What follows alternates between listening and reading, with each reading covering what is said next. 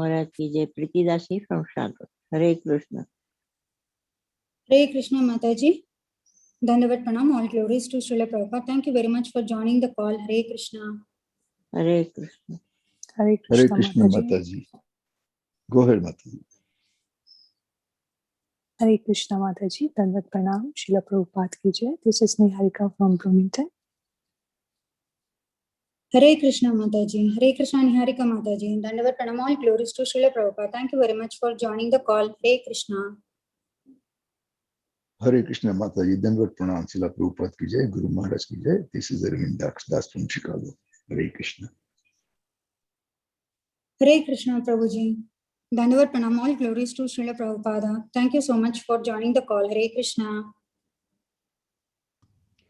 Hare Krishna, Anita Mataji, Dandavat Pranam, all glories to Srila Prabhupada, all glories to Guru Maharajas, and all glories to the assembled devotees.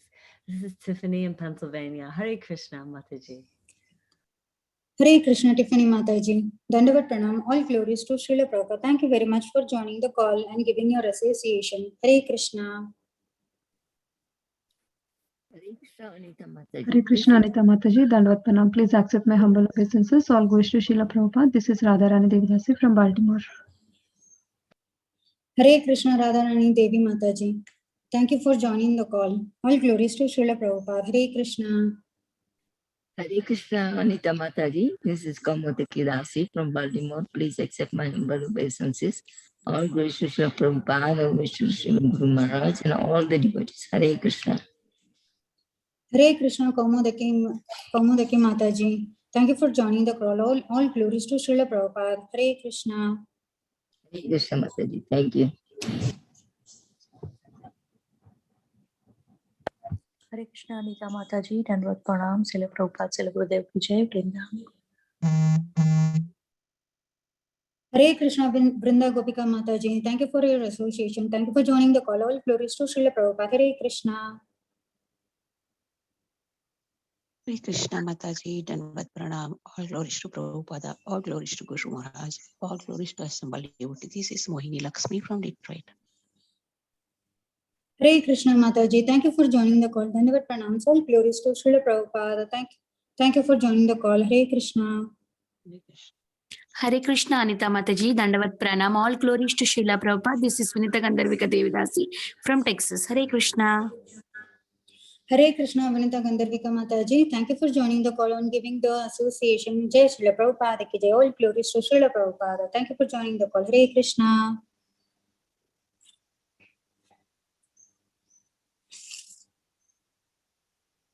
Hare Krishna Mataji, Dandavat Pranam, all glories to Srila Prabhupada, all glories to Srila Gurudev, all glories to the assembled devotees. This is Shiromani Nandarani Devidasi from Krishna Kathadesh. Hare Krishna, Shiromani Mataji. Thank you for joining the call and giving your association. All glories to Srila Prabhupada. Hare Krishna. Hare Krishna, Anita Mataji. Oh, glories to Srila Prabhupada and Guru Maharajis. My humble obeisances to you and all the devotees. This is Krishna Kumari Devidasi from Bangalore. Hare Krishna, Krishna Kumari Mataji. Thank you for joining the call and giving your association. All glories to Srila Prabhupada. Hare Krishna. Hare Krishna Mataji, this is Gautami Gadas from Sarabit Sayoga. Hare Krishna Prabhuji. Thank you for joining the call and giving your association. All glories to Srila Prabhupada. Hare Krishna. Hare Krishna Mataji.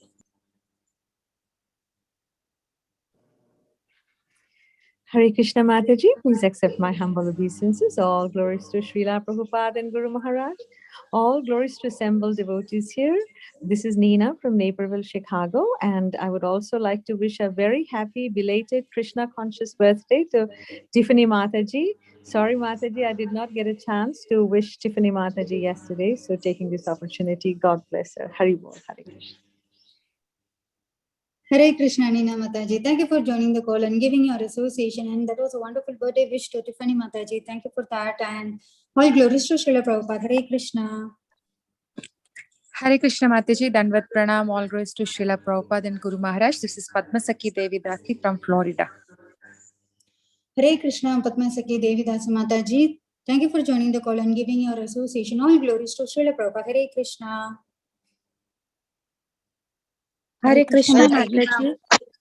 Oh, sorry, go ahead. Hare Krishna Mataji, this is Paramdev Ki Dasi from India. Guru Maharaj ki jai, Prabhupada ki jai. Hare Krishna. Hare Krishna Mataji. Thank you for joining the call. Thank you for giving your association. All glories to Srila Prabhupada. Hare Krishna. Hare Krishna Mataji. All glories to Srila Prabhupada and Guru Maharaj. I'm Deepika Keni from Mumbai. Hare Krishna, Deepika Mataji. Thank you for joining the call and giving your association. All glories to Srila Prabhupada. Hare Krishna. Thank you all much for joining the Bhakti Sangha conference call, and I once again welcome you all for the conference call. Today we are fortunate to have His Grace Chaitanya Charan Das Prabhuji to give the lecture on parallels between Ram-Lila and Krishna-Lila. Hare Krishna Prabhuji. Prabhupada. Thank you very much for giving your valuable time and association to us and enlightening on the topic of parallels between Ram-Lila and Krishna-Lila. Before I hand over the call to you, I would like to hand over the call to Tiffany Mataji to give a brief intro of Prabhuji. Now I will hand over the call to you, Mataji. Hare Krishna. Hare Krishna, dear devotees. Hare Krishna Prabhuji. So good to see you. His Grace Chaitanya Charan Prabhuji is a monk, mentor, and spiritual author. He has been educated in electronics and telecommunications engineering from the Government College of Engineering in Pune. He subsequently served as a software engineer in a prominent multinational software corporation, seeing the prevalent problems of stress, depression, addiction, and overall misdirection, all due to the lack of spirituality. He felt inspired to dedicate his life to the cause of sharing the spiritual wisdom of Bhagavad Gita. He travels all over the world, from Australia to America, giving talks on spiritual subjects in universities such as Princeton and Cambridge, and companies such as Intel and Microsoft. Prabhuji is the author of the world's only Gita Daily feature, wherein he writes a daily 300-word inspirational reflection on a verse from Bhagavad Gita. As of now, he has written over 1,700 Gita meditations that are posted on GitaDaily.com and are read through daily feeds by thousands from all over the world. He also answers questions by seekers on his site, The Spiritual Scientist, where his over 3,500 audio answers and several hundred articles are available.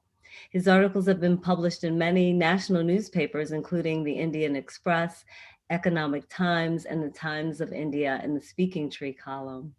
His writings in English have been translated into several foreign languages and several Indian languages.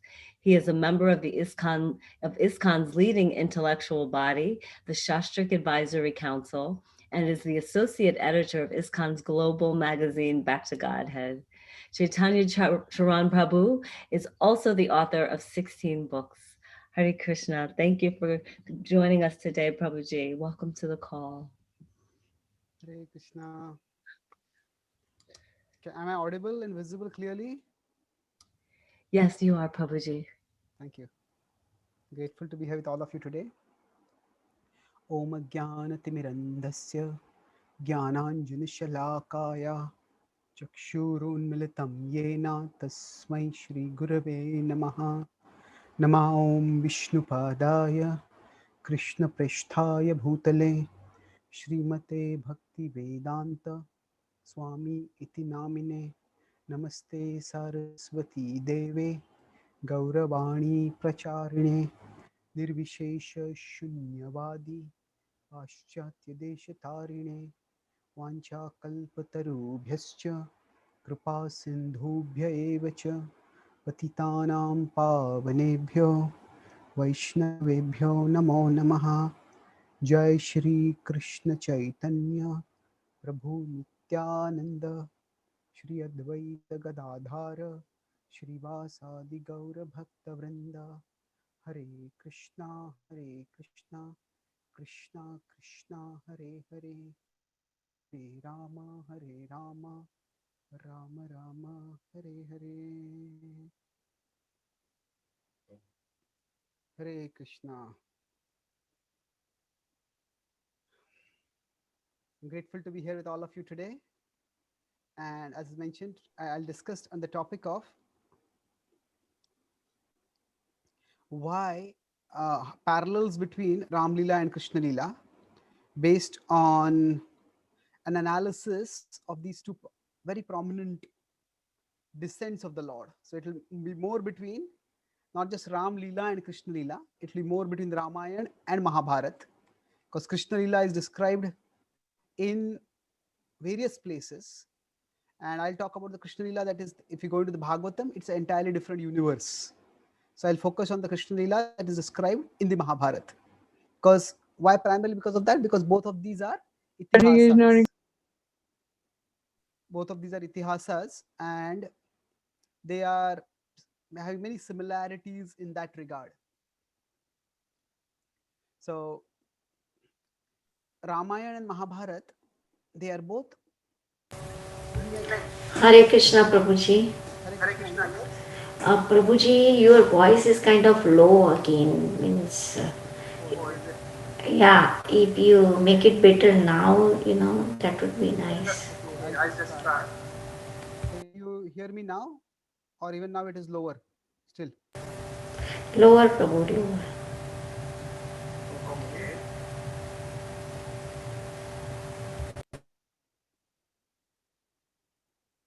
Please move this window away from the shared application.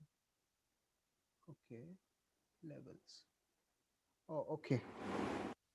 Is it better now? Much better now, Prabhuji. Okay, thank you. Listen, great. Okay, thank you. Thank you for. So, okay, it seems to be decreasing automatically. Is it okay if it goes down? Please let me know. At any time during the class, if it goes down, feel free to let me know. So we'll start. So I'll speak on comparing Ram-Lila and Krishna-Lila, but primarily Krishna-Lila manifested in the Mahabharata, because Ramayana and Mahabharata are parallel in the terms, both are itihasas. And in this way, we'll try to appreciate both these avatars. Of course, it's Ram Navami, so you would like to meditate on Lord Ram more. At the same time, absorption is a function. Hare Krishna, Prabhuji. Hare Krishna. It's low again. Oh my God, what is happening? Okay, what about now? Yes, it's good now. Okay. It seems this parameter is automatically going down. I don't know why. Okay.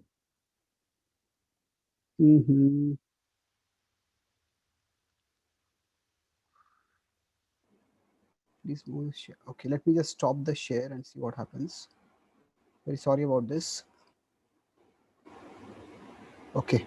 So we're going to talk about Ram-Lila and Krishna-Lila. And we'll be focusing primarily on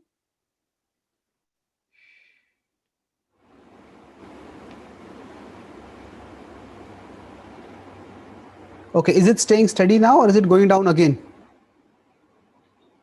Hare Krishna? No, it's okay. Okay. Thank you. So I'll focus on Ram-Lila and Krishna-Lila and comparison between the two. So we'll talk about various things.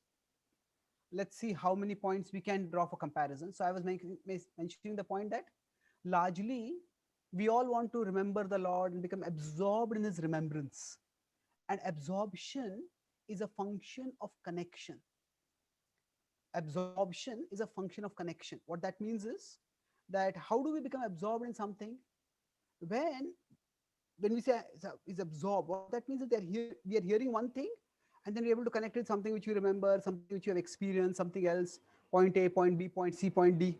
Then, so when we are hearing one point, say I am here and the point is here, this point is coming to me. But then the more connections that I can make with what I know in advance, know previously, then the more we can become absorbed in it. Absorption is a function of connection. And what we will try to do is we'll try to increase our absorption in the pastimes of the Lord by drawing connections between these two prominent avatars, these two prominent manifestations of the divine. So as I said, I'm going to focus on Ramayana and Mahabharata, not on Bhagavatam. So the prominent thing, the biggest plot twist that is there in both these stories is that there is an exile. Both Ram, now in the central characters in the Ramayana is Ram himself, and I'll talk a little bit about God's role, but God, how God's role occurs. But in the Ramayana, the central characters are Ram and his associates, whereas in the Mahabharata it is the Pandavas and a prominent guide, counselor, and friend for the Pandavas is Krishna. So both the Pandavas and the Ram, they go on exile. And when we say parallel means there are similarities and there are contrasts also. So we'll explore these. So there is a conspiracy that leads to the exile, and that conspiracy is brought about by family members. Now this is significant. We see in the Ramayana, the family member is Kaikai, and in the Mahabharata, it is the Kauravas. So in both these situations, when an exile leads to the characters going to the forest, what is the difference? There is a difference is, first the exile period was different, and the exile was much more acrimonious, much more bitter in Mahabharata than the Ramayana. Let's look at this a little bit more. So we know that the Pandavas went on exile, and similarly Krishna also, the Ram and others also went on exile. So now there's the significant difference is there's a different exile period. And why is it different? The different exile period is in the Ramayana it was they're sent for 14 years, whereas Mahabharata it was 12 years plus 1 year of incognito exile. Now this is not just a numerical difference. There was also a psychological motivational difference was there.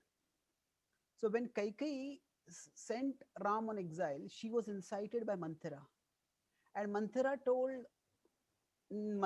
had incited Kaikai by saying that Bharat deserves to be the king, and even Kaikai didn't really desire to send Ram to the forest.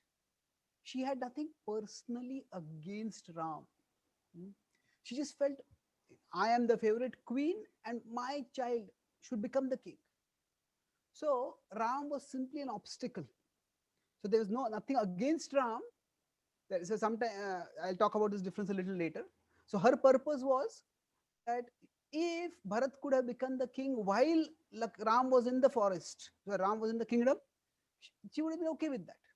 But Ram was so popular among the citizens that they wouldn't have accepted anyone else as the king. And not only citizens, even Bharat himself wouldn't have accepted being the king.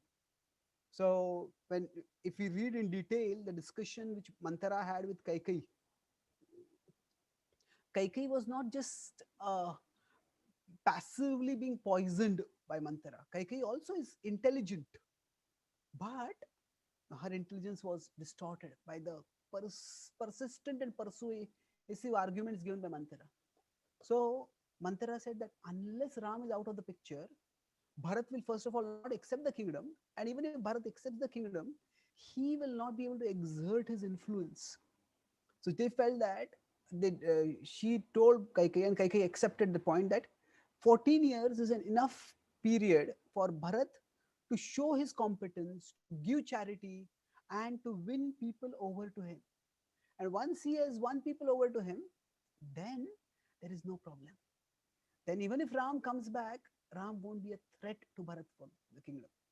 So that was her motive. So that was the logic for 14 years. Now, what was the logic of 12 years plus 1 year exile? Here the key thing was not the 12 years, but the 1 year incognito exile. And that indicated Duryodhana's diabolical mentality. Now, the Pandavas, by that time in the Mahabharata, were already famous. Now in those times there were no photographs, there was no Google with Google or Facebook where people can see each other's faces. But still, can all of you see my video also, or it's only the PowerPoint, or not seeing the PowerPoint at all? No, Prabhuji. Oh, now we are. Yes. Or earlier you are not seeing the PowerPoint at all till now? Oh. No, Prabhuji, we didn't see it. Oh, okay, fine. Thank you. So this, were you seeing this or you're not seeing any of this? We didn't see any of it, Prabhuji. Oh dear. Thank you. Okay, for pointing. Good, I realize this. So when when the Pandavas were sent to exile, I was making the point that although that was not a time when we had social media where people could be very easily recognized, in today's world, for somebody to go underground, it is extremely difficult. Even if there are witness protection programs where people are given a different identity, but just giving a different identity is not enough. You have to completely do plastic surgery, maybe change the color of your hair, change even your personality quirks, which is quite difficult to do. So only then a person can hide. So in today's world, it is relatively difficult, much more difficult. In the past, it was relatively easy, but still, it's not that easy for somebody who has performed the Rajasuya Yajna. So it's like, suppose the Prime Minister of India or the President of America decide to go incognito. How can they be incognito? And incognito means they have nobody to protect them, nobody to guard them, and nobody to assist them. But they also have to be incognito. So it's very difficult. So the trick over there was that Duryodhana was confident that during that 1 year incognito period, we will surely find the Pandavas. And during that Agyatavas, if we find them, then what will happen? Immediately, they will be sent for a 12-year exile once again. And in this way, his plan was to have them exiled forever, again and again and again. In fact, during the Virat Yuddha, the fight in Virat where Arjuna first appeared while fighting against the Kurus, the whole Kuru assembly was there. And that time, Duryodhana said that Arjuna has been detected before the Agyatavas has been completed. And Bhishma said, no, I have done calculations and I'm confident that Yudhishthira and our Pandavas have also done the calculations. The 1 year incognito is over. So, 1 year can be counted in different ways based on different calendars. Just like we have festivals like some festivals come on the exact same date, like Makar Sankranti may come on the exact same day from the Gregorian calendar also. But other festivals like Janmashtami and others, New Year events, Gudi Padwa, they come at different times. So depending on which calendar we use, whether 1 year was over or not, that was an issue of dispute. But that was his diabolical motive. That was the difference in exile period. So now, while they were in exile, they had to fight against many different demons. And of course, we know in this case, in Ram's case, his big battle was fought while he was in exile. Whereas for the Pandavas, the big battle was fought after they came out of the exile. After they came out of the exile, and they had to fight against the people who had sent them into exile. For Ram, the battle was not against those who have sent him to exile, because that acrimony, that evil, that antipathy, that hatred was not there in the family members. So if you look at the events, this was what happened during or after the exile. If you look at events preceding the exile, also there's a difference. Ram's exile happened to prevent Ram's coronation. His coronation first as the prince regent, that means he becomes officially appointed as the heir to the king, and then he becomes the king after that. So Kaikai somehow wanted to prevent that.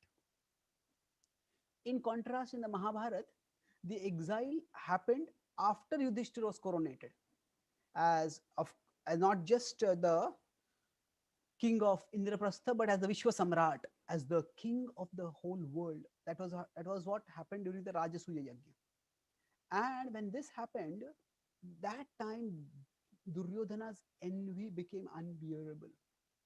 And Duryodhana thought that if I can somehow grab the kingdom of the Pandavas, then virtually he can become like the world emperor. So the time of the exile was slightly different. But here what happened was, there was also some pressure. So Kaikeyi pressured Dashrath to honor his words. His two promises you have given me, you have to fulfill them. And there's a certain amount of reluctance in abiding by that pressure. But Dashrath was bound by his word of honor. Similarly, Yudhishthir was also bound by his word of honor. What was the word of honor?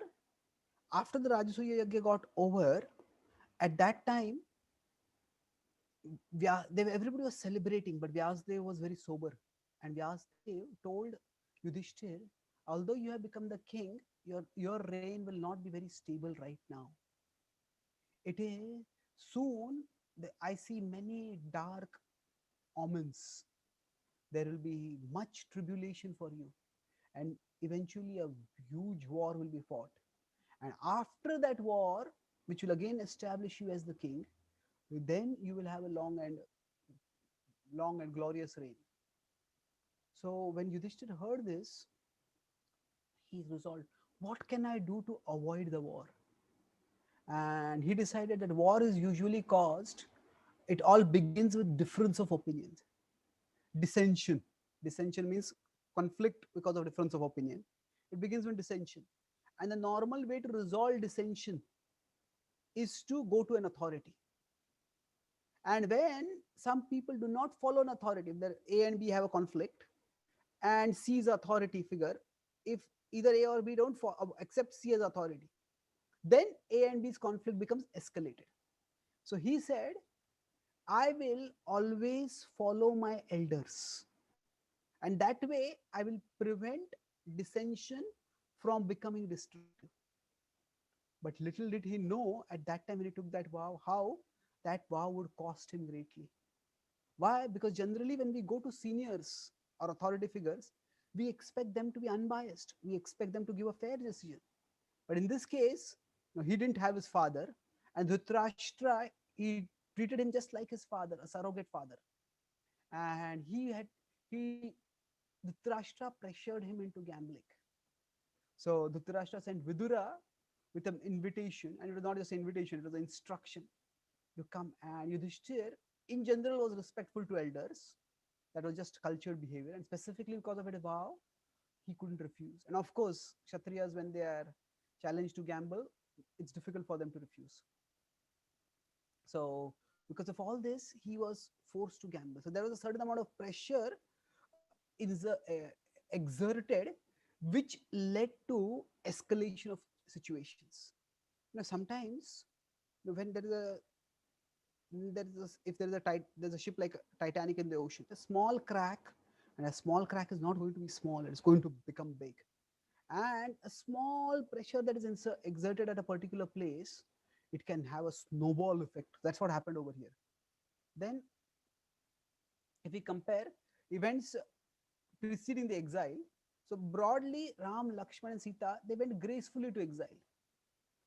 The citizens were tearful, and Ram and Lakshman and Sita are not exactly happy, but Ram set the example by being very composed, and he kept a very conciliatory mood. In fact, before going, he told the citizens that please don't blame either the king or the queen. I am going by my own will, and if you are concerned on my behalf, then you can do something for me. What can you do?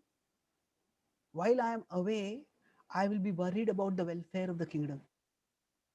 And if you cooperate with the king and don't oppose him, then the kingdom's administration will go on smoothly, and that will keep me at peace. So that was Ram's remarkable farsightedness. Although he had gone to the forest, he had no intention of creating trouble where he was. Sometimes if there are conflicts between two people in a particular project and one person goes away from that project because of the conflict, and while going, they just poison everyone's minds, everyone they can get there. And then now whoever was right, whoever is wrong, that is a different issue. But when they do it that way, then that person may go away, but still the damage remains, and sometimes the damage becomes worse. But Ram did not do that. One of the driving questions of the Ramayana, no, not one of the driving and the defining question is, what is the behavior of an ideal person? The behavior of an ideal person, one of the characteristics that are described is that when things are bad, a person who is responsible, a person who is ideal, acts in a way to never make things worse. Life is tragic, life is traumatic. But when we give in to our anger, when we give in to our lust, when we give in to our greed, then we make things worse. So Ram demonstrates that ideal behavior. Yes, he himself had suffered, but he didn't do anything to make the suffering worse. Now, in contrast, when the Pandavas went to the forest, they went furiously. It's not that the Pandavas are having a less of a character than Ram, but just the situation was terribly different. What was the situation? Because in the gambling match, it was not just the gambling that had happened, but Draupadi had been publicly dishonored. Now, sometimes the word is used, the disrobing of Draupadi. Actually, the precise word is the attempted disrobing of Draupadi. She was not actually disrobed, and she was sent. She, but definitely she was dishonored. The very fact that she was dragged by her hair when she was wearing a single cloth, after having just bathed, and she was brought into that assembly and hurled on the ground. And uh, Dushasan verbally abused her. Karna called her by unconscionable words, referring to her as a prostitute because she had 5 husbands. Because she was dishonored terribly, and the Pandavas could tolerate their own dishonor, but they just couldn't tolerate the dishonor of Draupadi, and that actually a line was crossed at that time.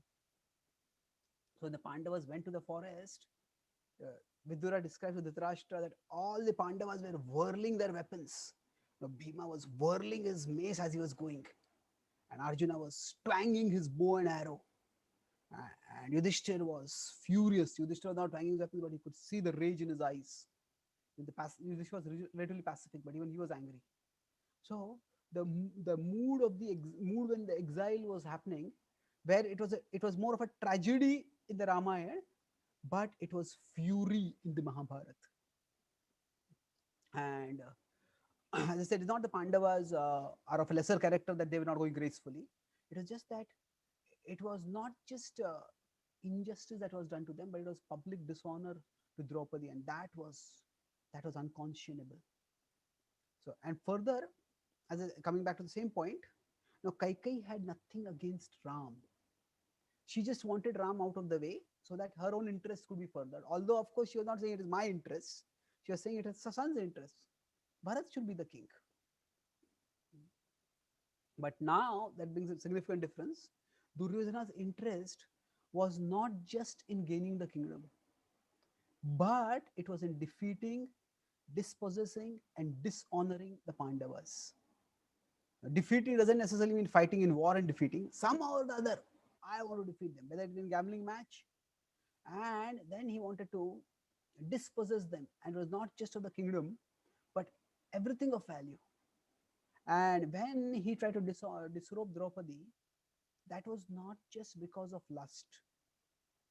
Draupadi was in one sense, a puppet in the power game. In the power games, he wanted to show how I control you completely. And if somebody is simply driven by lust, they can just lust can be satisfied in various ways. People can go to a marketplace, and where there are people, sex can be purchased also, and that is called as world's oldest profession. But when people try to forcibly violate someone, it's not just because of lust, it's also because of power, and it's primarily because of power. I can control you. So Draupadi was a puppet. She was being used to get to the Pandavas, and that's why the whole thing ended on a very acrimonious note.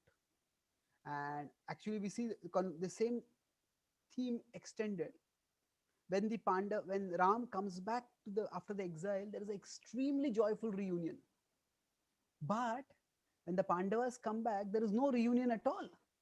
In fact, there is no meeting between the Pandavas and the Kauravas, because the Kauravas are not even ready to meet. The only meeting between the two parties happens when Krishna comes as Shanti Duta.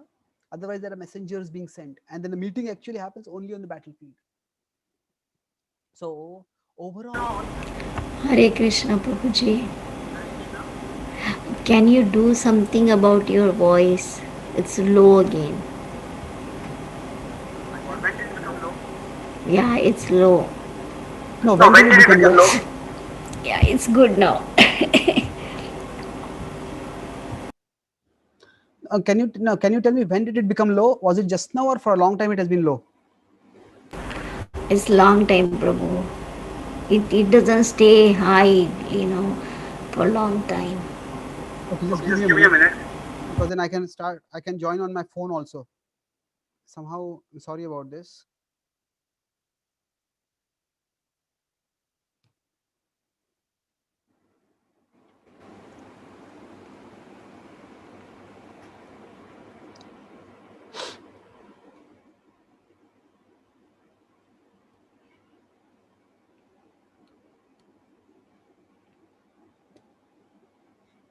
Is it better now? Is it staying steady? No, it is not staying steady.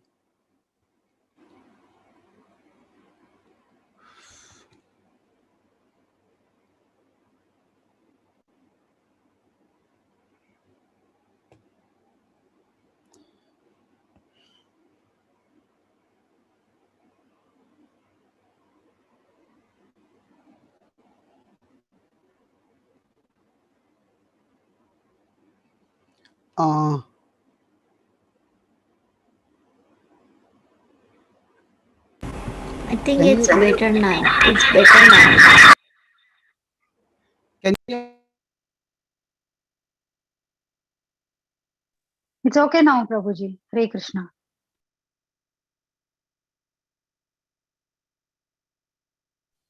Prabhuji, you are on mute. Yeah. I'm on another audio by a participant by the name CCD. Can you just unmute me? Because what I'm seeing here is that the volume is automatically going down somehow on my laptop. Okay. Yeah, can you unmute me? Okay.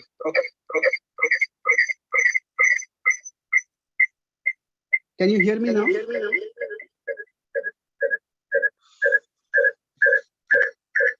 Eco, Prabhuji, lot of eco. Yeah. Okay. The echo will be a problem.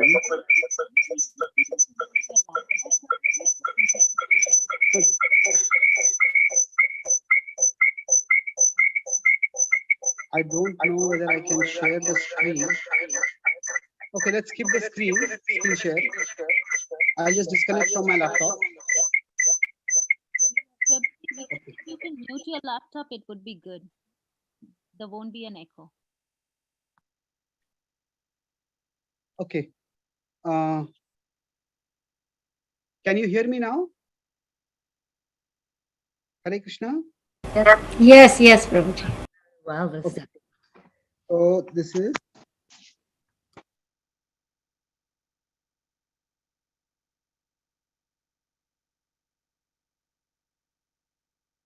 unmute. Is it better now? My laptop, my phone audio. Perfect, Prabhuji. Okay. So I'm putting an audio from my phone, and I'm having a video from my laptop. So hopefully this should work. If there's any problem, please either type a message or inform me. So I was talking about how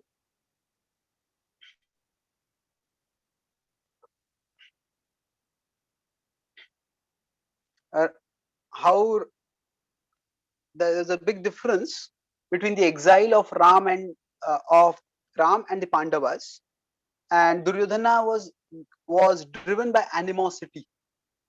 So he was driven by evil intention.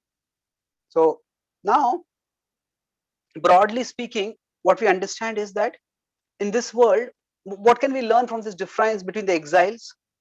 But sometimes conflicts are caused by circumstantial hostilities.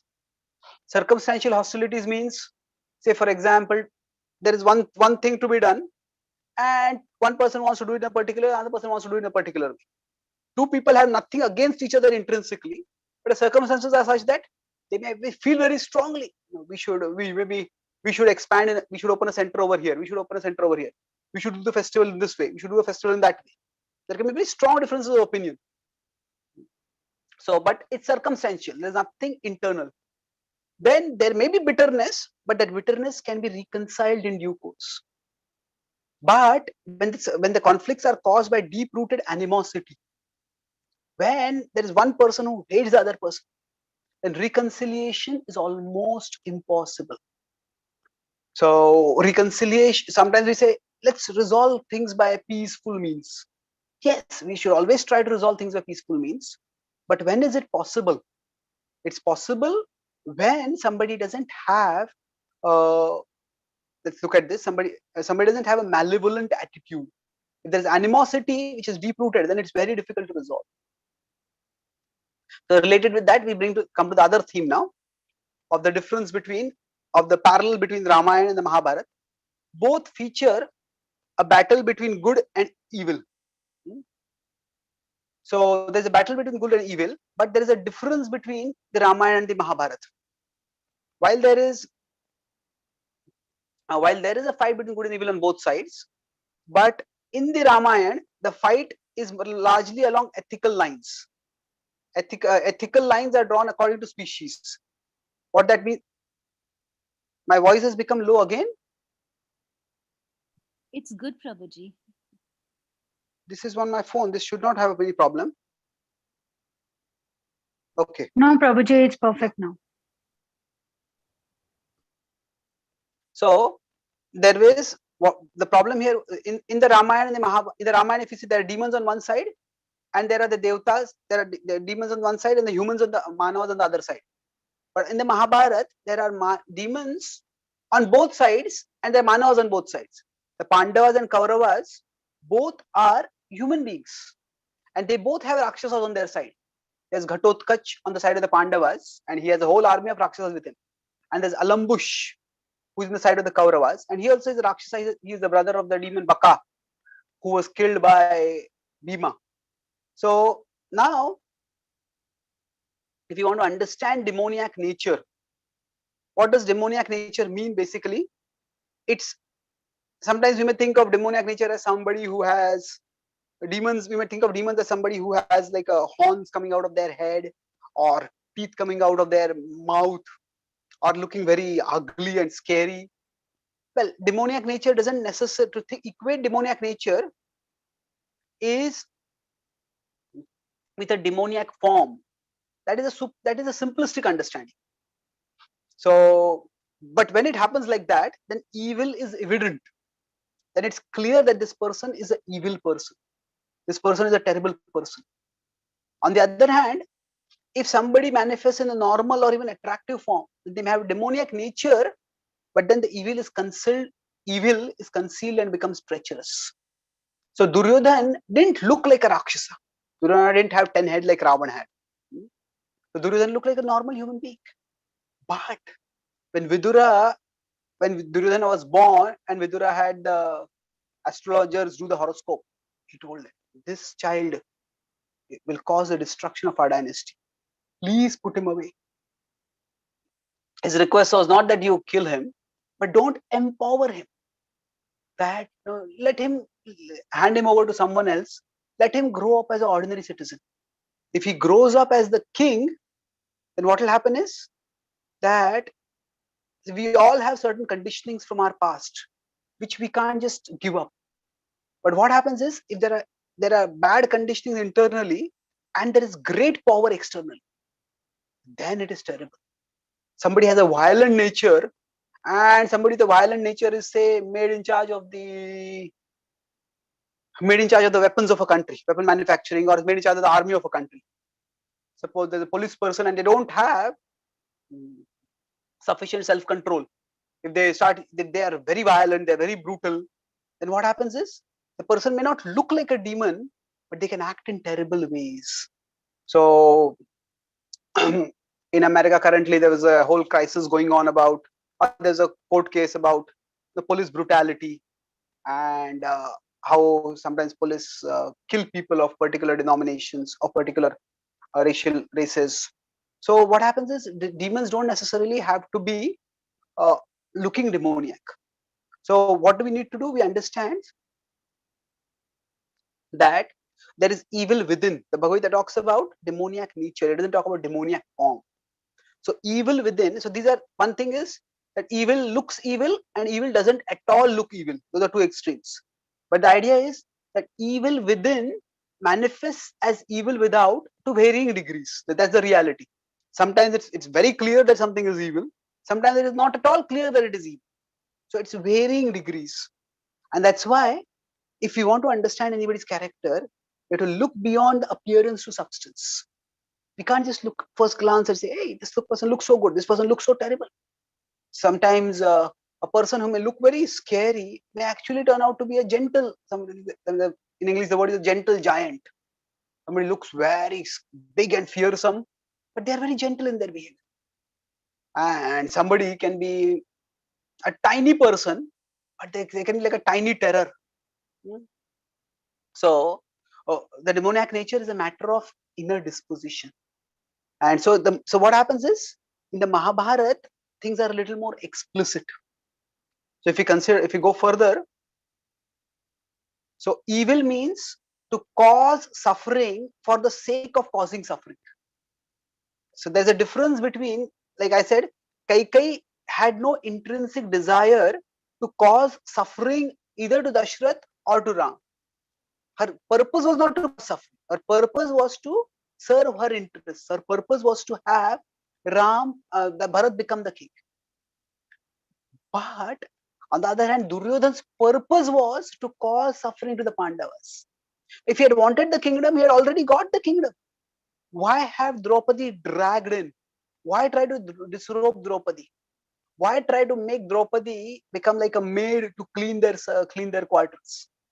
It was he enjoyed seeing the Pandavas squirm and rage, but be helpless amid their pain. So when there are good people and they have some conflicts, the conflicts cause a misunderstanding between good people.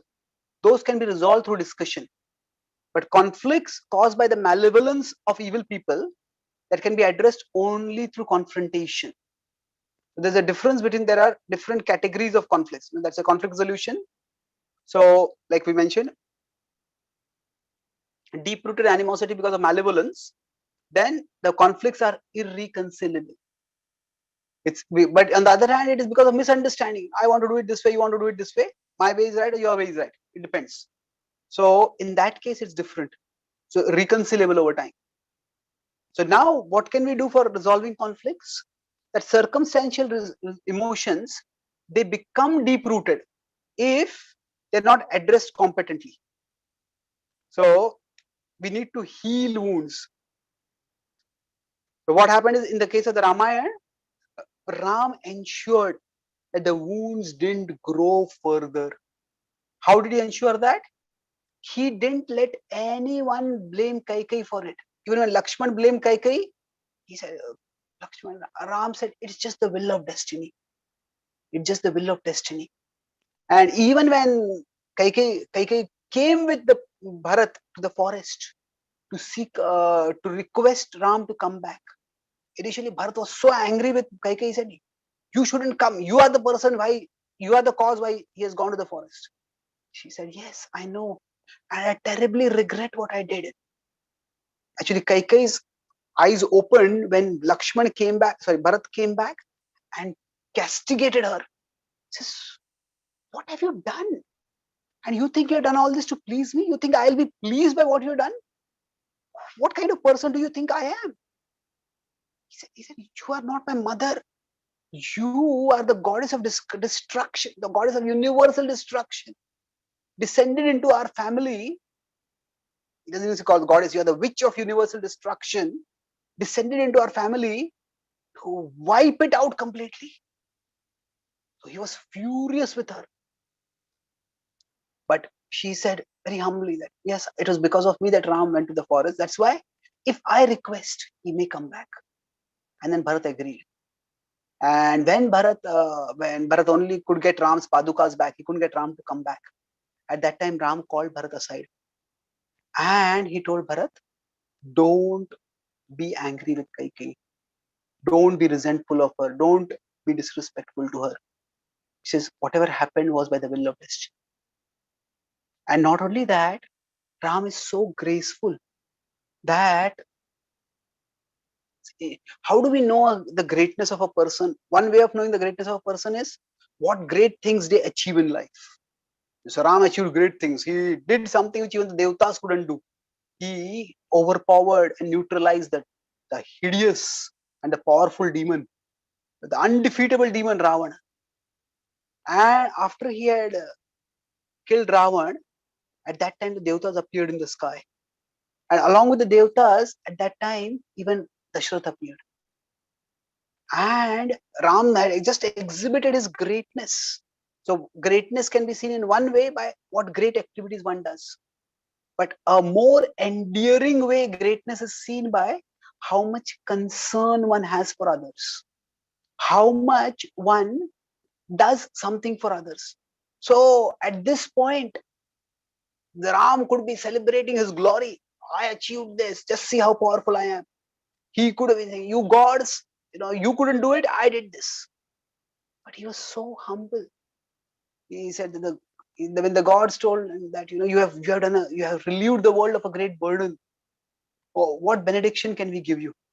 Now, in one sense, Ram had given them the benediction, because if you consider this is the earthly level, this is the heavenly level, and this is the transcendental level. So Ram exists at the transcendental level. He's above them, above the Devatas who exist at the heavenly level. But Ram had descended to the human level. Ram was acting like a human being. Nar-Lila Kaivalyam, as the Vedanta Sutra says. So Ram acted according to this level, and he said, all of your Devatas. And the Devatas said, when they saw that he was acting in that role, then Ram said, they said the Devatas darshan should never go in vain. So Ram said, all these Vanaras served me so well, but I couldn't give anything to them because I'm in exile. I don't have any resources. So please reward them. And what was the reward? The reward at that time was that he said, let all those who have been killed or wounded, let them all come back to life. If they have not been, their bodies have not been so destroyed that they cannot be reconfigured, then please bring them back to life. Not just bring them back to life, but bring them back to health and strength. And he said, in future, let the Vanaras always have enough needs fulfilled abundantly. And then Dashrath came and Dashrath embraced him. And what did Ram do at that time? Dashrath said, I'm so proud of you. You have brought glory to the our dynasty. And then Ram said, please give me one benediction. Yes, anything. Dashrath was so pleased with him. He said that now Dashrath, what he had done was he had been so furious with Kaikeyi because of her horrible demands that he had said that you have exploited me. Because of my word of honor, I'm bound to you. But after this, because you have ripped my family apart, I have nothing to do with you. I reject you as my wife. So Ram, now those words had burned Kaikeyi very much. And Ram knew them. So Ram didn't ask anything for himself. What did he do? He told Dashrath Maharaj that please forgive Kaikeyi and accept her back. And Dashrath Maharaj smiled and he said, yes, tell her that I have forgiven her, that I accepted her back. And actually when Ram comes back and they unite, the whole family unites, Bharat is there to welcome him with worship and royal paraphernalia, and he offers him the crown and all the queens are there. So at that time, Ram tells Kaikeyi that I saw Dashrath Maharaj and he forgave you. He accepted you back. There's a big burden off Kaikeyi's heart. So the point I'm making is Ram does everything to resolve conflict. So where there's a conflict based on misunderstanding, look, Kaikeyi misunderstood and thought that Ram is actually against me and my interests. Manthara poisoned her mind and thought that if Ram becomes the king, he will constantly subordinate and humiliate and even maybe even eliminate Bharat. Ram had no intention of doing that. So conflicts caused by misunderstanding can be resolved over time. But even that same Ram, who is such an ideal person, he could resolve the conflict with Ravan. Because Ravan, it was not just a misunderstanding, it was a malevolence. Malevolence means he wanted Sita for himself and nothing else was he ready to have. And it was not just Sita, he had done that. What he had done with Sita, he had done with many, many women before that. And in the Mahabharata, we see the same thing. Duryodhan was just not ready to listen. So he had to be punished. He had to be punished. Now, we can see the lack of any kind of responsiveness in Duryodhan, that Krishna himself went as a Shanti Doot, as the peace envoy. What happened at that time? He not only rejected the peace proposal, but he rejected in the most dismissive of ways. The most dismissive of ways. What does it mean? First of all, Krishna himself going as a peace messenger is a very, very big gesture. It's like, say, if a few years ago there was a year or so ago, there's some tension between India and China. So that there were maybe the Secretary of Defense of India and the Secretary of Defense of China may talk with each other. But suppose the Indian Prime Minister goes to China for negotiating peace. That means India is extremely serious. And what happens at that time? Suppose now Krishna himself has gone, and Krishna says, okay, just give us 5 villages. I says, no, I will not give you enough land to then put the tip of a needle through. That means it's not just saying no, it's saying no and slamming the door on the face of the person. It's like saying no to somebody who has come to ask us something and then kicking them out of the house and slamming the door on their face. So suppose we invite somebody for a program and they come up with some excuse, actually I have to go there and I have to do this and I have to do that. Now, we know they are making an excuse and they know that we know they are making an excuse. But still, it's certain that at least there is some amount of decency that they're trying to come up with some reason to say no. But suppose somebody says, you're inviting me for this program, even if I die, my corpse will never come to your program. Just get out of here. Wow, what kind of animosity is this? So it was that kind of rejection Duryodhana had, because he just hated the Pandavas. So at that time, it's really difficult to resolve the conflicts. So anyway, the point I was making here is that there is a battle between good and evil, but the moral contours, the boundaries are very different. So in one sense, as Kali Yuga comes closer and closer, evil is not just in another species. Like evil is there in the Manava, the humans are somewhat good, somewhat bad. But in the previous ages, they were living dharmically. So evil was in another species. Evil was in the Rakshasa species. But now the Mahabharata is not in Kali Yuga, but it is very close to Kali Yuga. So as we come closer and closer to Kali Yuga, evil is present not just in the Rakshasas, but evil is present even significantly even in the Manavas. And Duryodhana embodies that evil. So that way, what happens is, whenever there is a conflict, we need to understand what is its cause. Is it due to misunderstanding or is it due to malevolence? And then accordingly, we have to pursue the solution. If it's misunderstanding, then proper communication, sometimes letting things wait till emotions cool down, till the temperature decreases, then having some discussions, maybe through some via media, things can be resolved. But if there is malevolence, then it's very difficult to resolve things. I remember once I was trying to do a mediation between 2 devotees, and one devotee said, I know, to the other person, he said, I know you are angry with me. And the secretary says, no, I'm not angry with you. Anger is an expensive emotion and you are not worth it. You are not worth it.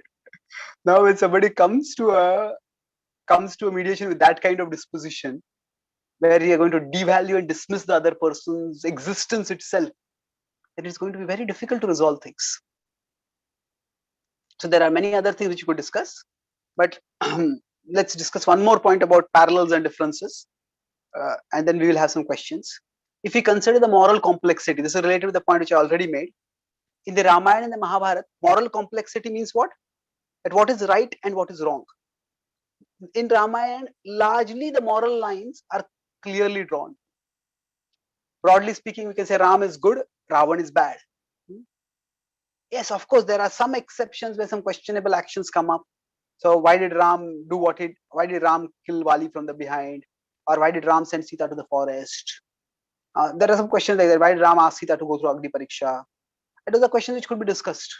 But overall, the moral lines are largely clearly drawn. Good people are almost entirely good, and bad people are almost entirely bad.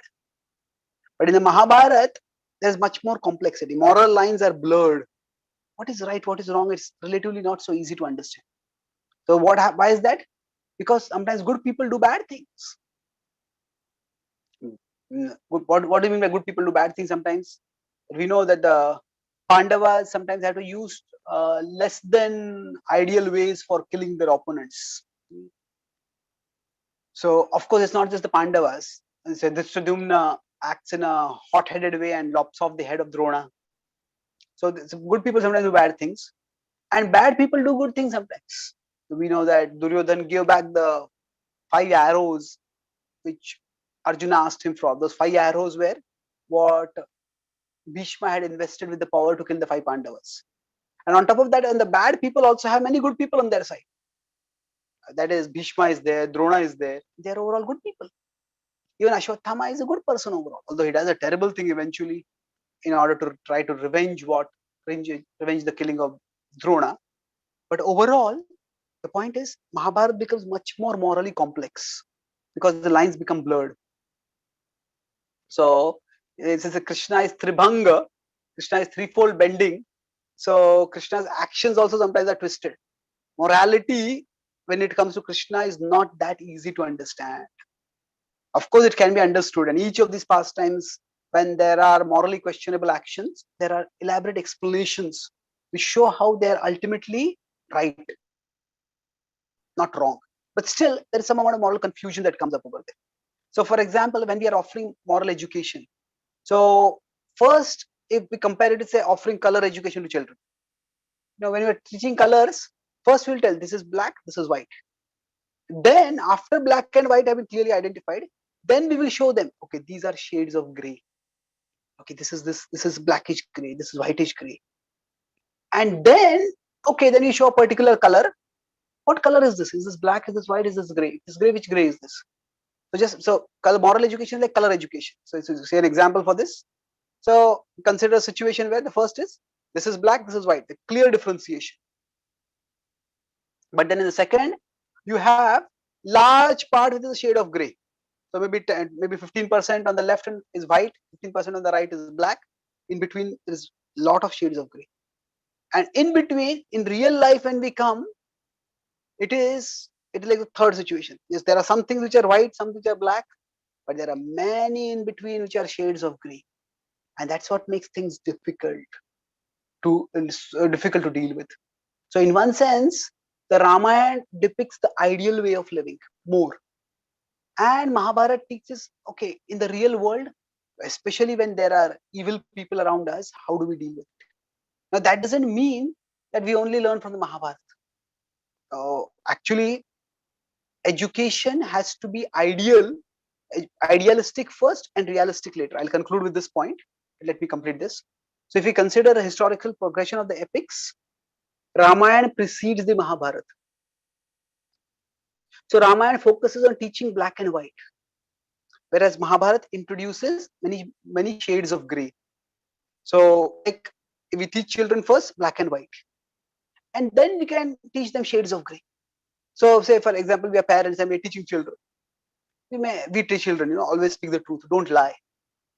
Now, in real life, sometimes such situations may be such that we may not be able to speak the truth. Situations may require us that we subordinate truthfulness to some other value.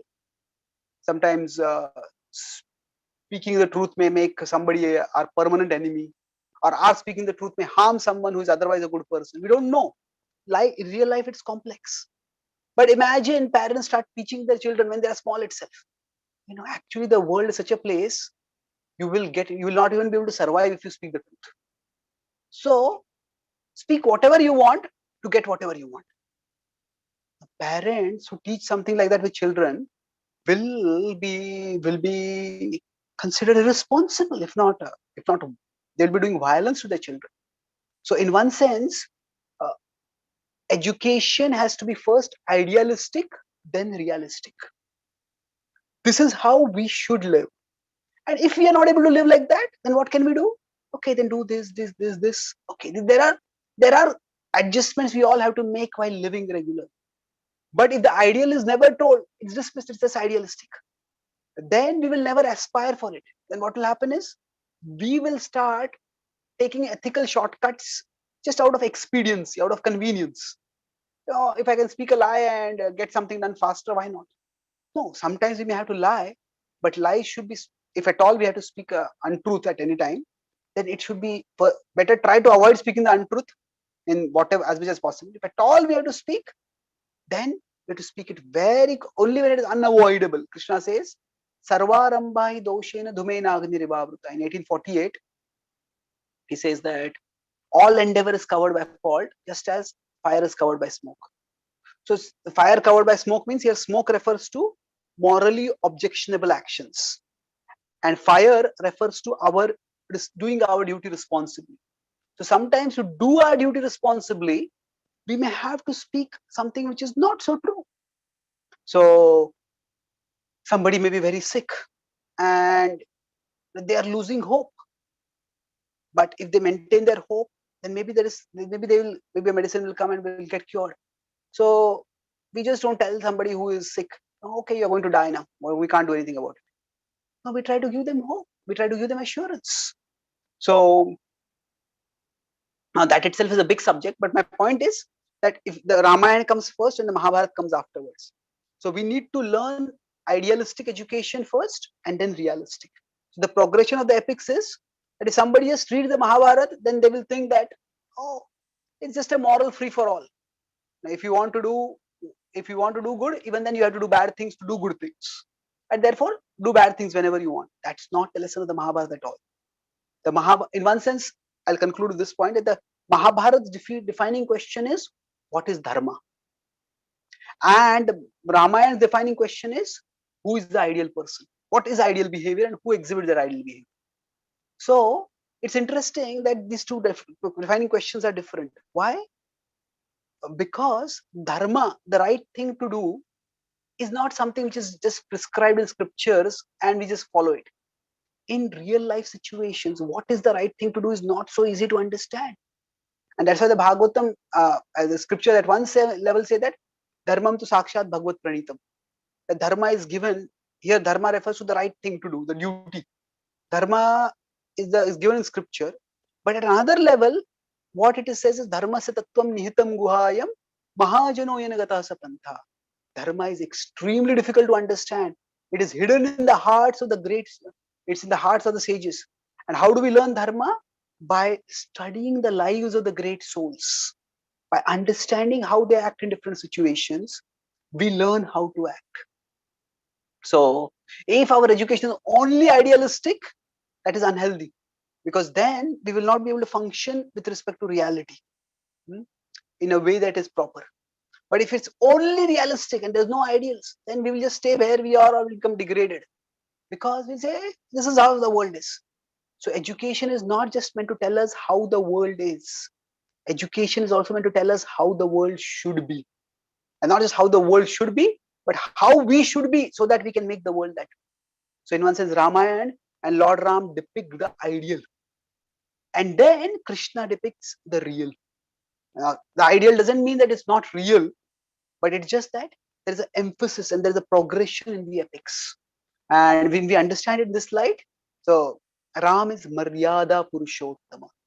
Maryada Purushottama means he teaches us how to act in an ideal way. And ideal act behavior means back Ideal behavior at one level means behavior within limits. Now, what would we consider as ideal behavior? Somebody gets angry and beats up others. We wouldn't consider that out of anger itself. We won't consider that ideal behavior. Behaving within restraints, within moderation. That's ideal behavior. Of course, if there is proper deliberation and somebody is a criminal, then that person has to be punished. So it's not just being peaceful. Sometimes ideal behavior may also require punishing, but it's not impulsive. It's thoughtfully done. So the moral complexity, lesser in the Ramayana and more in the Mahabharata, indicates that progression in the itihasas from the idealistic to the realistic. So how do we make moral judgments? When we have to make, if we see only black and white, this is right, this is wrong. That is moral absolutism. Moral absolutism. This is right, this is wrong. Well, okay, that's fine, but that's not always the way things are in real life. So if somebody is worshipping Krishna, great. If somebody is worshipping anybody else, somebody is worshipping other devatas, they are alpamedhasa, they're foolish. Really? Okay, but they may be more devoted, more pious, more cultured, more charitable than us as devotees, although they are worshipping some other god, devata. So within our Vedic, within our scripture, there are also three modes. We may be worshipping Krishna, but we may be still be in Rajoguna or Tamoguna. Somebody may be worshipping some other devata, but they may actually largely be functioning Sattva-guna. So we need to learn black and white, but black and white is not just enough. Moral absolutism is not enough. So if say we see only shades of grey, then what will happen will become moral relativism.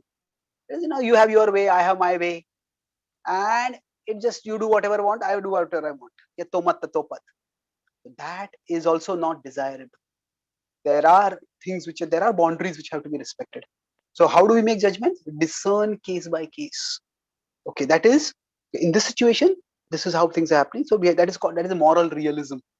So if we study only the Mahabharata, we'll start thinking, and there are people who interpret the Mahabharata in such a way that actually the Pandavas are called the good guys, but Pandavas also did bad things. So they start becoming moral relativistic. But if you study the holistic picture, then it's moral realism, not moral relativism. And that is the beauty of our scriptures. That while they give the ideal, but they also describe the real. And when both are given together, then we can function in the proper way. As it is said about Prabhupada, his head was in the sky, but his feet were on the ground. So we could say Ramayana is about the head in the sky, Mahabharata is about feet in the ground. Now that doesn't mean that both of them, Ramayana is only feet in the head in the sky, and Mahabharata is only feet on the ground. But broadly speaking, both these books together provide us holistic guidance. So after we learn the ideal, the adarsha, then we lead dharma. Okay, how do I act in a way that can I gradually move toward the ideal? I'm not at the ideal, but how can I move toward the ideal? That is what we can learn. So we can pray on the occasion of Ram Navami to Lord Ram, that just as he descended into the world thousands of years ago, millennia ago in fact, that he descend into our heart and also inspire us toward dharma, toward bhakti, toward prema, so that we can also become devoted to him. And just as he established dharma in the world, we can contribute in his mission to establish dharma, to share bhakti, and to elevate people towards prema, toward love of God. Thank you very much. Hare Krishna. So I'll summarize quickly what I spoke. So broadly, I spoke on the theme of parallels between Ram-Lila and Krishna-Lila. And within that, I spoke on the topic of three themes. So we are very comparing Ram-Lila and Krishna-Lila as manifested in Mahabharata, primarily because absorption is a function of connection. So we know these pastimes that when we connect, contrast, draw the similarities, that can help us to become more absorbed. So I talked about 3 points of comparison broadly. One was about the exile and the events surrounding the exile. Both went on exile, but the duration was different, and the duration was because Kaikeyi was not against Ram. She just wanted Ram out of her way. But for Duryodhan, humiliating the Pandavas was the whole purpose that he had in mind. So that's why the incognito exile and the desire to keep them forever out. And then the Ram went gracefully. We discussed how he minimized the conflict, requested the citizens to cooperate and tried to avoid any animosity against Kaikeyi. But the Pandavas went furiously because Draupadi had been dishonored. So Duryodhan was there's not just a misunderstanding, but there was malevolence. And when there's malevolence, then conflict can't be resolved so easily. Confrontation is required. Even whole out war was required over there. But in the case of the Pandavas, in the case of Ram, it is a very sweet reunion because Kaikeyi realized her mistake and she repented, and Ram was forgiving. Ram, in fact, brought a reconciliation between Dashrath and Kaikeyi also. So we talked about the exile and situation surrounding that. The second thing we discussed was about the battle between good and evil. There, I talked about how there is evil in the world, good and bad. Bad is evil. So it's the demoniac nature is sometimes manifested as a demoniac form. Sometimes it is not manifested. Sometimes the form is normal or even attractive, then it can be very deceptive. So we discussed that rather than assuming that people who look evil are evil, or people who look good are not evil, it will look beyond the appearance to the substance to understand a person's character. And then what does evil mean? It means that somebody causes suffering for the purpose of causing suffering, and such a person has to be restrained, has to be punished. Sometimes may have to be neutralized also. So Duryodhana was like that.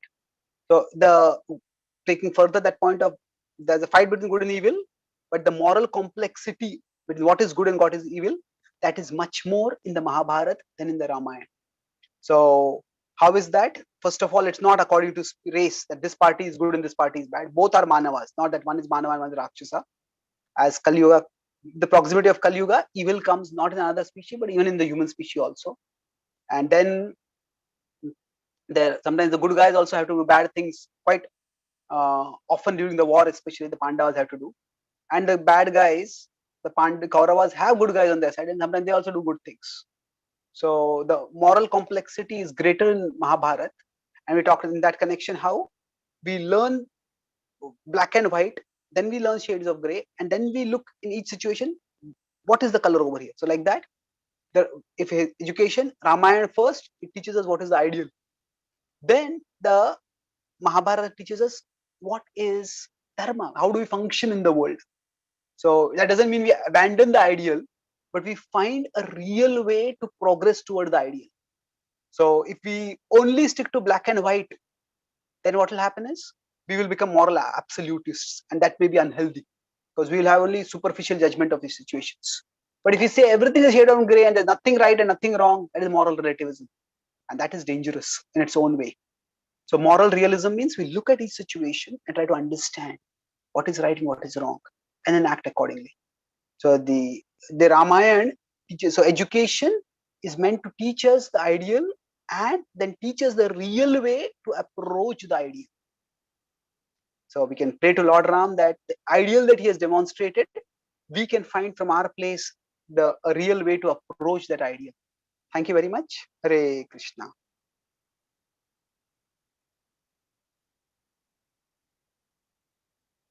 Any reflections or questions?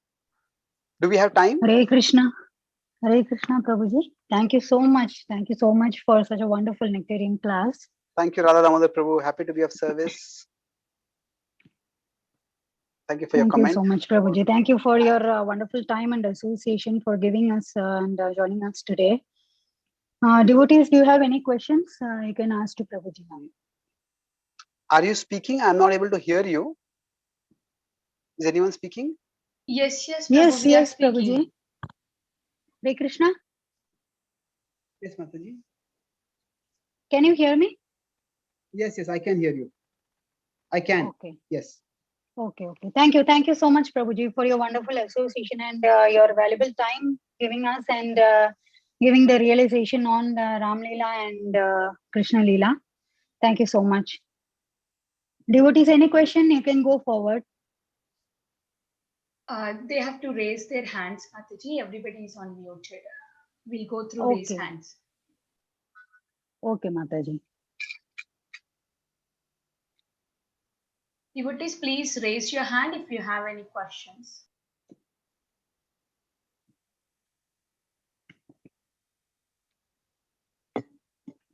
Hare Krishna, Prabhu. If nobody is raising hand by then, I want to share my realization. Thank you so much, Prabhuji, for such a beautiful, beautiful class. And you always give a practical examples how to deal the in just not saying like we should be always truthful. It's not actually the reality. It doesn't work. But you give very practical examples and how to deal the situation particularly, and what is actual dharma and how we have to adjust accordingly. That was very nice, very, very nice, Prabhuji. And also, you were telling how Ram was, when he went to the exile, he didn't break anything. Usually, a human tendency is like, if you are leaving that, you just break everything there and just come out. You spoil everything over there. So that was, that is, I mean, I feel like if I'm that kind of category, I put myself there. So thank you so much, Prabhuji, for such a beautiful, beautiful class. Hare Krishna. Very nice class, Prabhuji. Thank you so much. In between, there was low voice, but still I will hear it again, Prabhuji. Thank you so much, Hare Krishna. There are so many raised hands, Prabhuji. We can take over the raised hands. So from Ramanand Yes. Gaur Prabhu, there's a question here. Why did Dashrath Maharaj not kill Ravan? Well, Ravan was a very powerful demon, and it was not easy for even Devatas like Indra to kill him. Dashrath Maharaj didn't confront him also.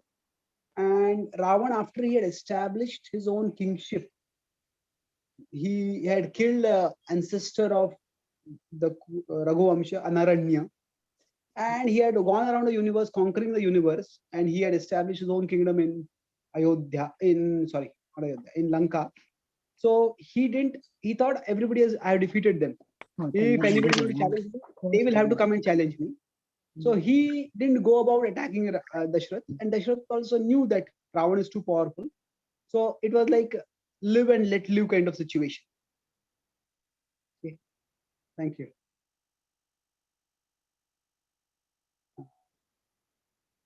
Yes.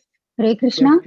Shiromani Nandarani Mataji, you can ask your question. Hare Krishna. I'm unmuting. Hare Krishna, Prabhuji. That was very nice, wonderfully explained about the parallels and similarities between Ram-Lila and Krishna-Lila. Yeah, I have a question, Prabhuji. Like, does Lord Ram appear in every Treta Yuga, and does he enact the same pastimes, Prabhuji? Can you kindly explain this? It's a good question. With respect to the appearance of the Lord, different traditions may have different specific understandings. So if you consider the classic verse where it says that the four avatars that come in Shukla, that four colors and four complexions. So it does seem that Lord Ram comes in one of the ages. And now does he perform exactly the same pastimes? Not necessarily. It's described that the Lord's pastimes are like a musical performance. It's like a musical orchestra where say there's a band which is going to perform at one place, another place, or you can consider a play. So they're going to perform at one place, another place. Now in a play, it's much more scripted. In orchestra, music, also everybody has their role. But does everybody play every single note exactly the same way? No, not necessarily. Sometimes a particular singer is more inspired. Sometimes the musician may be more energized. So there are differences. So broadly, the pastimes are the same, but the Puranas do describe sometimes slightly different versions of the pastimes. So if you put the Srimad Bhagavatam aside, because Srimad Bhagavatam is the Amala Puran, generally the hierarchy, the Shastra Taratamya is hierarchy. The Shastra Taratamya is that the itihasas are the primary authority for a particular pastime, especially about those characters. So for Ram-Lila, it is the Ramayana that is the primary authority. For the Pandavas and Krishna-Lila, in that, the Mahabharata is the primary authority. And the Puranas are discussing various subjects. They're not just discussing the character of one life, the life of one character or one set of characters. They're discussing very diverse subjects. So, but still, the point is that sometimes the Puranas, some pastimes are described differently, and that we understand that that is because of either Yuga Bhed or Kalpa Bhed. So generally, it is Krishna's appearance as Leela Purushottam that is extremely rare. Lord Ram is also, he's a very special avatar, but it's Krishna is Rasraj, he's very intimate form of divinity. So Krishna comes only once in a day of Brahma, but as far as I understand, Ram does come in once in every Divya Yuga, once in every cycle of 4 yugas. Thank you. Hare Krishna, Lalitangi Mataji, you can go ahead.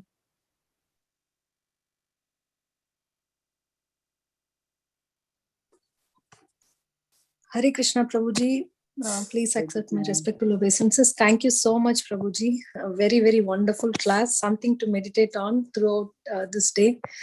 So, my question is about, in the beginning of the class, you said that you're comparing Ramayana and Mahabharata and Krishna being depicted in Mahabharata. So, how is Srila Vyasadeva depicting Krishna in Srimad Bhagavatam different than in Mahabharata? And we see that Vyasadeva was not satisfied even after writing Mahabharata, and that's when Narada Muni comes and he started Bhagavatam. So if you can tell us something about Krishna in Mahabharata and Bhagavatam. That's my question. Thank you. That could be a whole different presentation. Maybe we could have it at Janmashtami or something like that. How Krishna is depicted in the Mahabharata and in the Bhagavatam. There are significant differences, but I just mentioned a few quick points. See, the Vrindavan Lila of Krishna is hardly mentioned in the Mahabharata.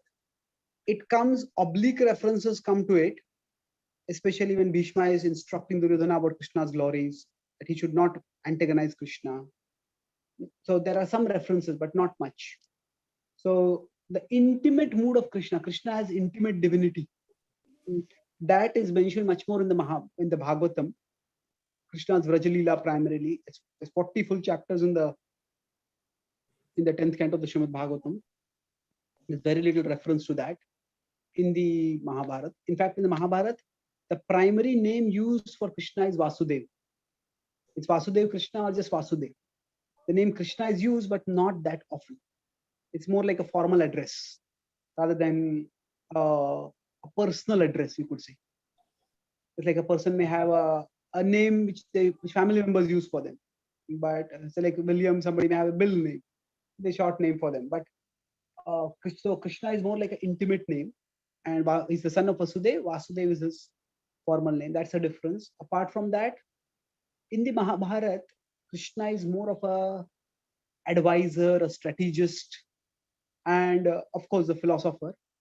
But Krishna as an intimate lover, there's of course devotion, there is intense devotion, but the devotional aspect is not so much highlighted. In fact, even in celebrated incidents like Draupadi when Draupadi was attempted to be disrobed, the Mahabharata actually doesn't say that Krishna came over there and Krishna protected Draupadi. That is, the later Bhakti tradition explains. What the Mahabharata says is that her sari, her cloth, there's some historical debate whether it was a sari or what it was exactly. It was a single cloth, but that single cloth was, it just became inexhaustible. So I would put it in 3 things. Krishna's intimate pastimes in Vrindavan are not there. Secondly, Krishna's intimate devotional dealings with his devotees are not the highlight with respect to in the Mahabharata. Although Krishna does intervene and protect, and how the Lord protects his devotees, that is depicted in the Mahabharata, and how he guides them.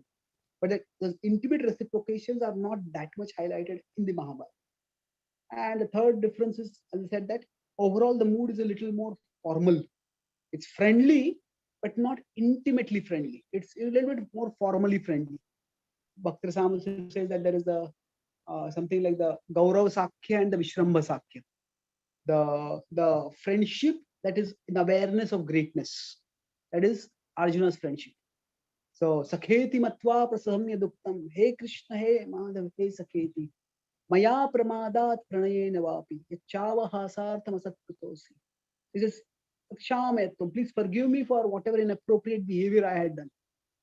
So Arjuna seeks forgiveness from Krishna when Krishna shows the Vishwarupa, and he realizes who Krishna actually is. Now, in contrast, the Gopas in Vrindavan, even when after the Govardhan Lila, in the Govardhan Lila they see Krishna lifting Govardhan. After the Govardhan Lila, the Gopas see Indra and his celestial elephant Airavat, they all coming and they worshipping Krishna. And for them, they don't think, oh, we apologize to you, Krishna, you are God. And we made you carry us, and our feet touched your body. Please forgive us, please forgive us. No, they left all this paraphernalia. Let's worship. We will also worship you. But that worship that they do of Krishna, it's just like a fun. Children are playing with toys. So the worship paraphernalia was like a toy, and Krishna enjoys it. So I would say that the mood of friendship is a little more formal. Now, of course, Arjuna's devotion to Krishna is very intense and personal. But that personal, so I'm not saying Arjuna's devotion is not personal, but rather that personal devotion is not highlighted so much in the Mahabharata as it is in the Bhagavad. Those are the broad differences, my understanding. Thank you so much, Prabhuji. Just one more clarification, but Srila Vyasadeva mentions that Krishna is the Supreme Personality of Godhead, right, in Mahabharata, clearly? Yes. For example, when Bhishma is now does Vyasadeva himself tell anyone that he is supreme? I'll have to think about it. But Bhishma does tell Duryodhana several times that you cannot afford antagonizing the Pandavas. And he does tell that Bhishma, he says, is Vishnu who is descended to the world. Yeah, and Vyasadeva himself also mentions it. At least there will be several times, but at least one event I remember is that after the war is over and Dhritarashtra is lamenting, to console him, Vyasadeva says that, tells Dhritarashtra that this whole war was destined. And I was in the heavens earlier, and that time I had heard about how the Devtas are arranging to rid the planet of terrible things, of terrible beings. So the Pandavas are the Devtas descended, and Vasudeva is actually Vishnu descended to the world. So yes, that mention is there. Thank you so much, Prabhuji. Thank you so much. Because of your association, you churn deeper and deeper nectar from the scriptures and itihasas. So that way, and also tell us how we can see it in the light of present day situation and how we can apply them. They are not just epics or itihasas, but they are practical guidebooks. So that's something very wonderful, Prabhuji. Thank you so much. Hare Krishna. Hare Krishna.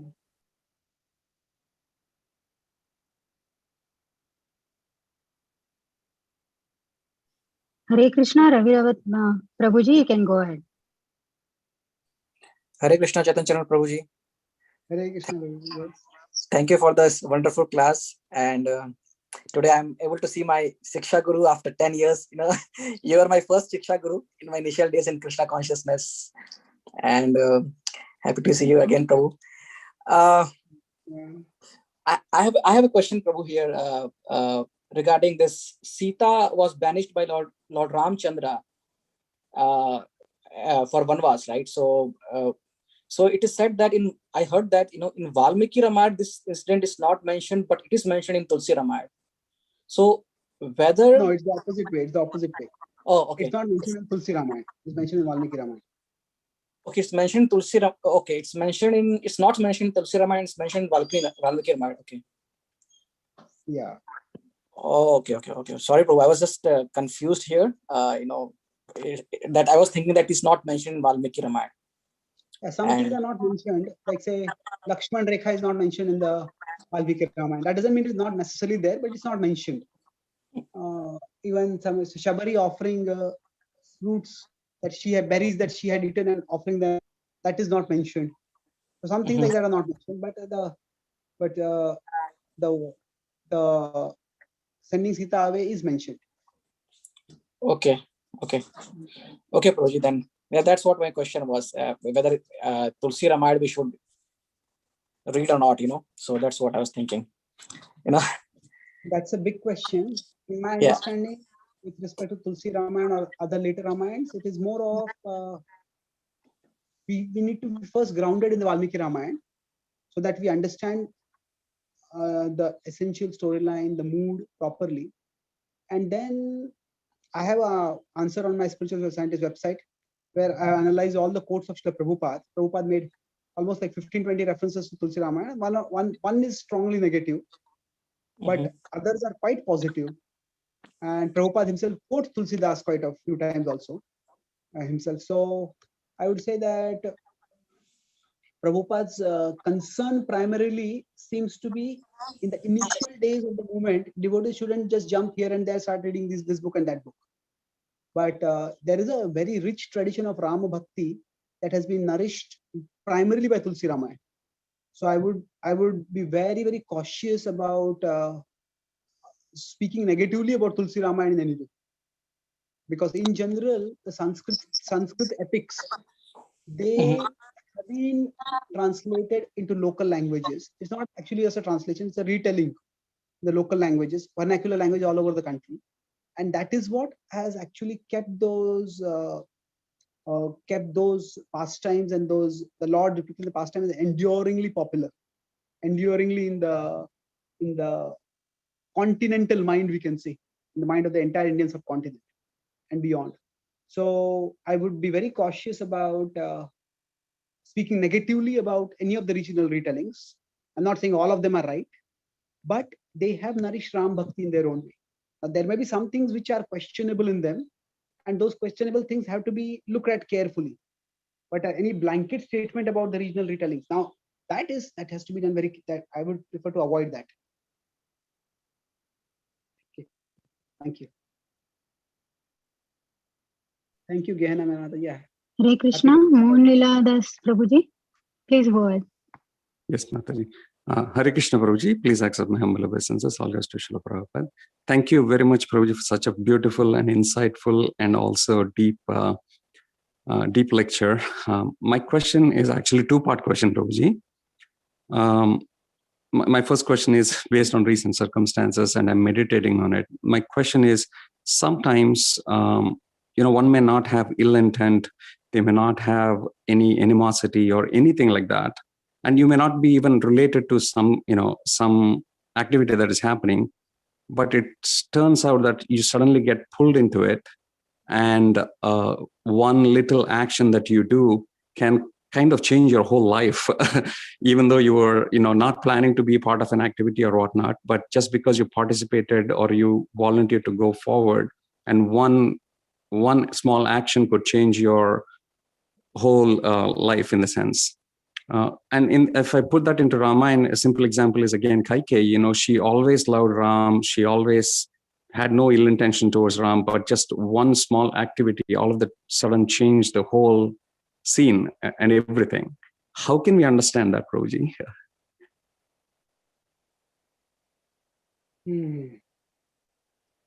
It's the end of a long class. It's a long question. It's a question that is complicated.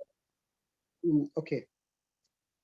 So sometimes we make one mistake and that can have catastrophic consequences. So, and sometimes we make some mistake and it has no consequences. So that is where actually we understand how our actions are only one part in the producing of results. When Krishna says, Ma Faleshu Kadachana, that is not just, he's not just telling us to act in a particular way. He's also telling us how to understand reality in that way. So let's put it another way. Say that sometimes we do some good action and nobody even notices that action. And sometimes we do good action and maybe it's like something very valuable happens by that. To start from mundane perspective itself. Say there is say now the cricket IPL is going on and there's a big cricket mania about that. So suppose there's some batsman who just, some bowler who can't ever bat, but sometimes he just swings his bat and he hits the ball. Now occasionally in some match he hits a 6. and then he gets out. Okay, one baller hit a 6 and that's good. But in some match, maybe it's the final, and the ball comes and he chances the hit. He has never practiced batting much. He's not a good batter. He just chances and it's a 6 and he becomes a national hero. So what happened over is that 6 is just 1 6, but that is a big thing. So sometimes you say, somebody, we are walking along the road, somebody's in an accident, and we rush there and we call the police or we call the ambulance. And then it turns out maybe that is the son or daughter of the mayor or the prime minister or the president of the country. And then we get so much celebrated by that. So the point I'm making is, sometimes even the good actions that we do, they have far greater results because of situations. And similarly, sometimes the bad actions that we do, the mistakes that we do, they can have far greater results because of the situations. So it's, you could say, this is how we are on the Bhava Sagar, the material ocean. So on the material ocean, say we might just be swimming and I just take one stroke. And if I just take one stroke, I mean, just I swim one stroke, but if at that very moment a powerful wave comes, then that powerful wave can take me far, far more distance than what my one stroke would have.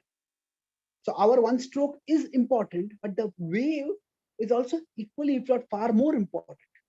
So similarly for us, sometimes our good actions take us far, far further than what good action would deserve. And sometimes our bad actions, they also take us far, far further than what we deserve. So that's how destiny plays a role. And so we need to acknowledge that. So what can we do? What we can do is try to learn to be as cautious as possible. That try to become as responsible about our choices as possible. And that is a danger, actually, if somebody gets power or wealth or any resource without much endeavor. Then what happens is, they don't realize how consequential the things are. If somebody was born wealthy, then they may squander money like anything, and then what's the big deal about it? But somebody who has, say, earned money carefully, and then they have grown wealthy, they know that actions have consequences. And they know that one small mistake can cause me a great loss. So be careful. All that we can do is try to be careful. But now,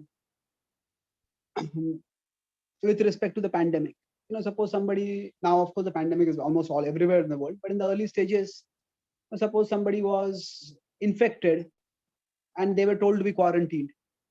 But they said, no, I have to go to this, I got this meeting and I got this urgent thing. And they somehow evade the quarantine and go out. And they think I'm just doing my job. But because of that mistake, maybe hundreds and thousands of people got infected afterwards. So what can we do? We just have to be careful.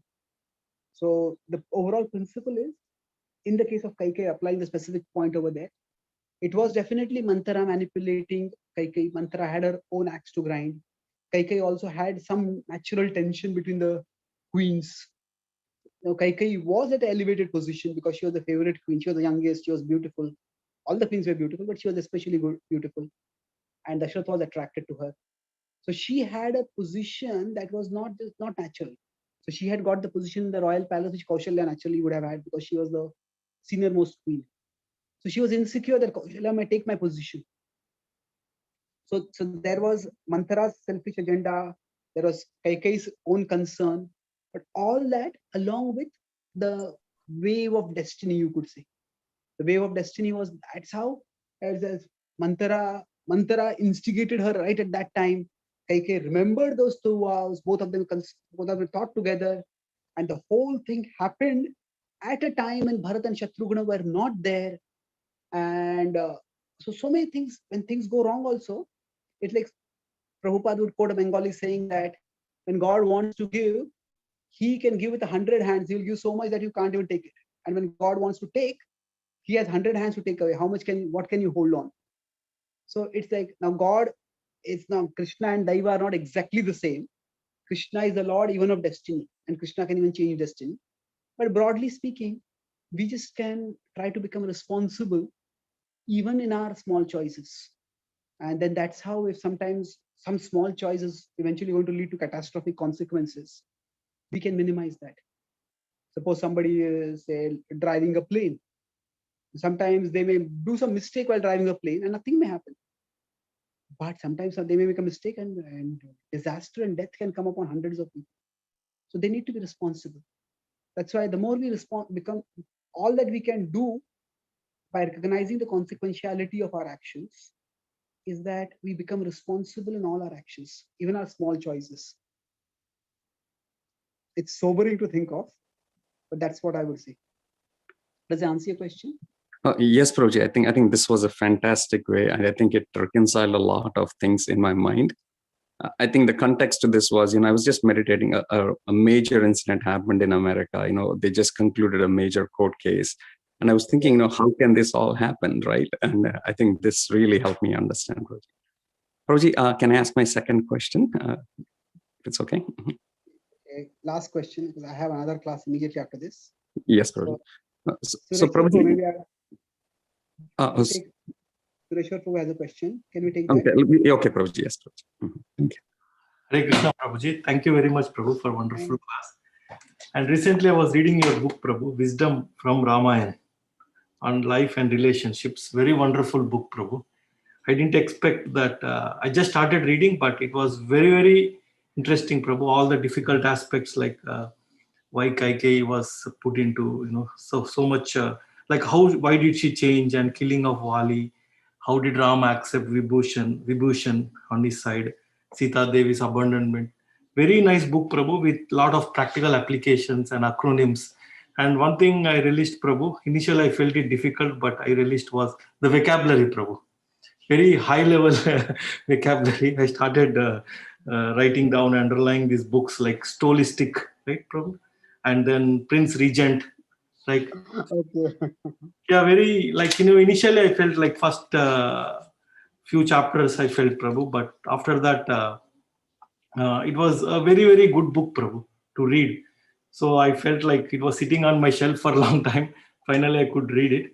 And one question I have, Prabhu, is when Jatayu communicated the complete details to Ram, that who has abducted Sita Devi. But we see when Ram meets Sugriv and builds that alliance, still it felt like they didn't knew anything, right? Which direction Sita Devi was taken, or whom it was taken by, right, Prabhu? So that was one confusion I had, Prabhuji.